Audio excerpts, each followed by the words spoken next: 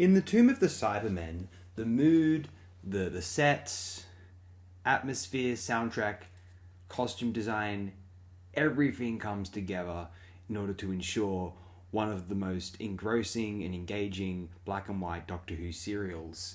This is one of my absolute favourites of the Troughton era, as I've mentioned in the previous 3 retrospectives on the Tomb of the Cybermen, episodes 1, 2, and 3.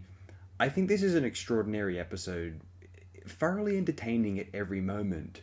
The Doctor's interactions with Jamie is enjoyable, lifelike, jubilant as ever.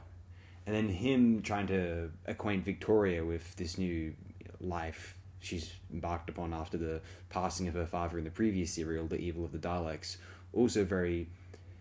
It demonstrates a side of his character which we don't normally see, but is thoroughly believable, partly thanks to Troughton's tremendous performance. The supporting cast can be quite strong. I think the head of the expedition, frankly I can't remember his name, the one who's in charge of the expedition, the bearded gentleman, very good actor, very likeable character. Klieg and his female companion, some people have accused them of being kind of wicked, foreign stereotypes akin to the Victorian era set, haunted pharaohs to mummy Egyptian novels, which I'm sure that this is homaging. It's a kind of a carryover, unfortunately, from these kind of ethnic stereotypes, and Toberman isn't considered very PC today either.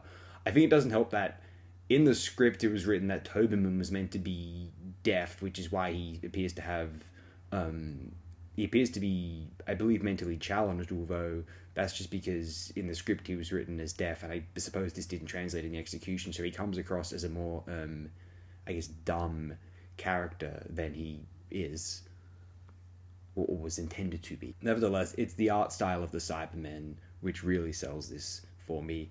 It's just so glorious watching them interact with the environment, to go around, try and grapple with the cast and turn them into other Cybermen.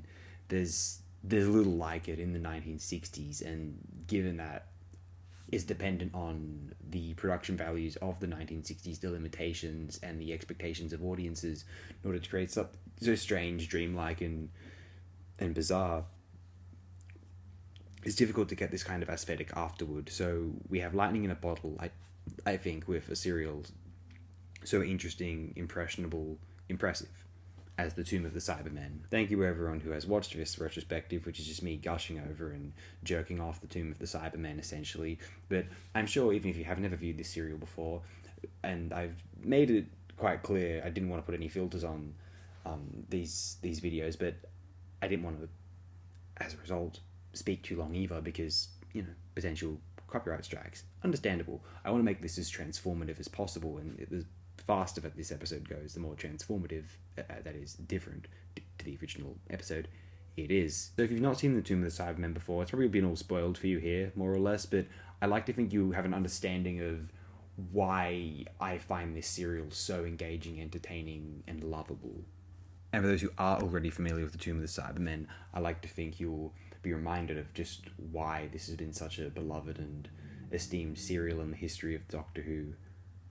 Maybe you disagree, please share it in the comments. If you do, I'll happily hear it out. But let's not go over too long, otherwise, well, as I said, we don't want to get blasted for copyright, do we? So thanks again very immensely, my friends. Appreciate it. I hope you have enjoyed this retrospective. If you enjoyed the behind-the-scenes stuff more so, I apologise there wasn't more of that. I just wanted to keep these short so I could show off The Tomb of the Cybermen in all of its glory, visually, Alright, thanks again, my friends.